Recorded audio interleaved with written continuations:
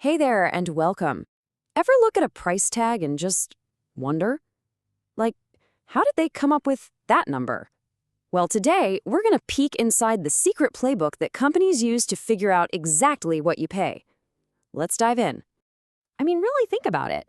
How is it that the airline ticket for your seat costs double what the person next to you paid? Or, when your rideshare app gives you a different price than your friend for the exact same trip?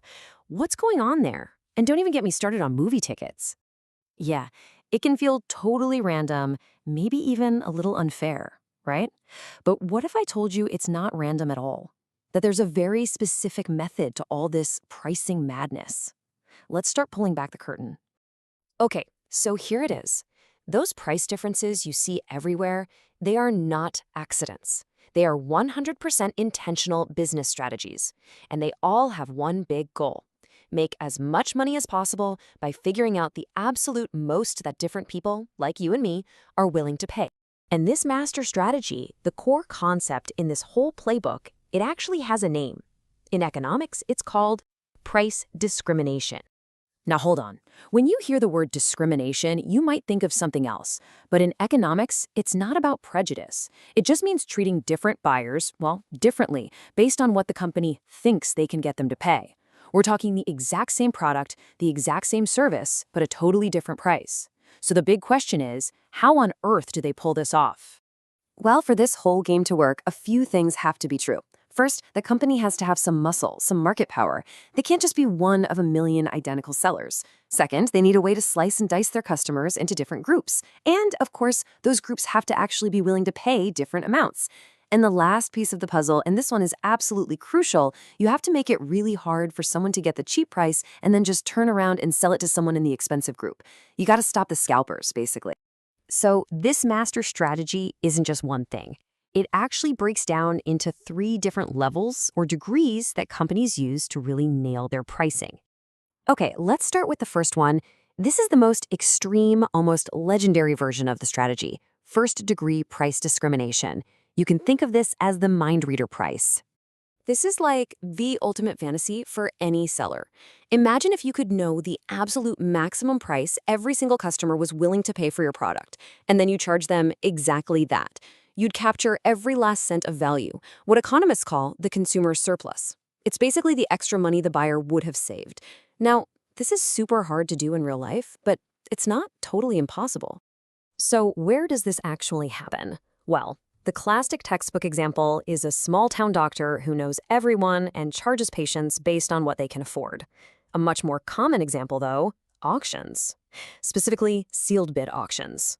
When you write down your bid for a rare piece of art, you are literally telling the seller the maximum you're willing to pay. Boom! That's perfect price discrimination right there.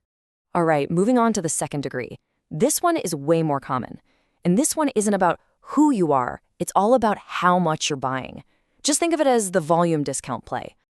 So the idea here is simple. The price you pay per item changes depending on how many you get. The seller doesn't need to know your name or your income, they just let your own buying habits do the sorting.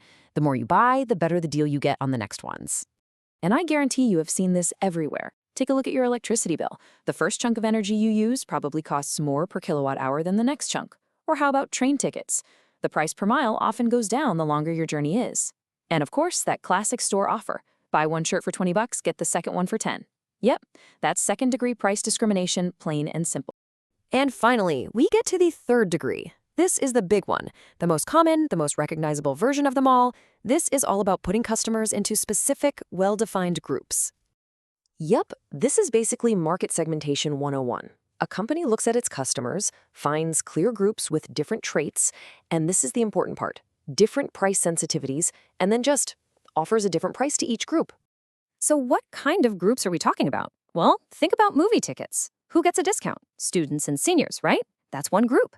How about airlines?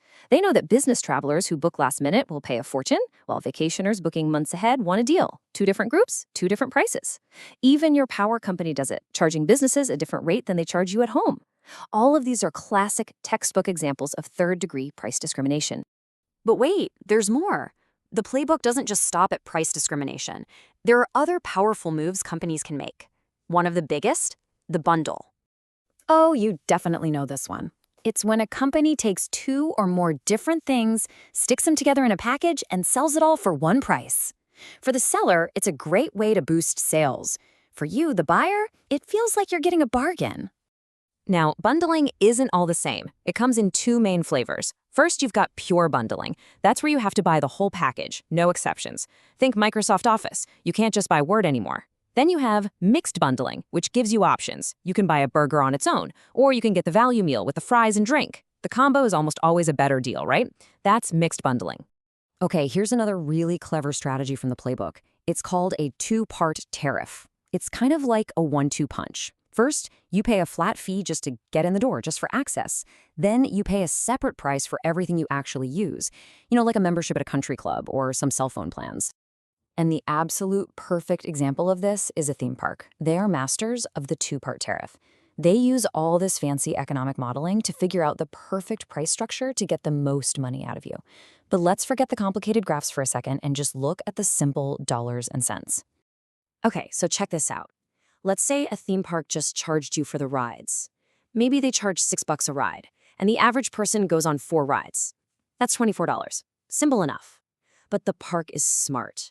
They know that person was actually willing to spend more than that. That extra bit of value, that consumer surplus, let's say it's $8. So what do? They charge an $8 entry fee on top of the $6 per ride price. And just like that, they've captured that extra $8, taking the revenue from that one customer from $24 all the way up to $32. It's pretty brilliant, honestly.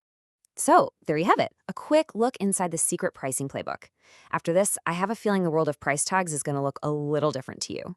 Next time you look at your utility bill, or book a flight, or even just order a combo meal, you'll see it. You'll see the strategy behind the price. You're not just a consumer anymore. You're someone who knows the rules of the game.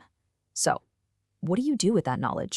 Look, these strategies are undeniably smart. They're almost always legal, and they're pretty much how the modern economy works. But it leaves us with one last big question to chew on. Just because something is a smart business move, does that automatically make it fair? That's something to think about the next time you're about to click buy. Thanks for tuning in.